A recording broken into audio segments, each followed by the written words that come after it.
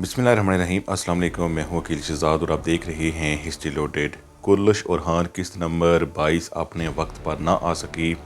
इस हवाले से हम इससे पहली वीडियो में भी हम आपको बता चुके थे कि तुर्की में एक स्कूल में एक वाक़या पेश आया जिसके बाद ये किस्त मुलतवी करना पड़ी। ये वाक़या किस्त शुरू होने से कुछ घंटे पहले ही पेश आया था एक स्कूल में जहां पर हमला किया गया था।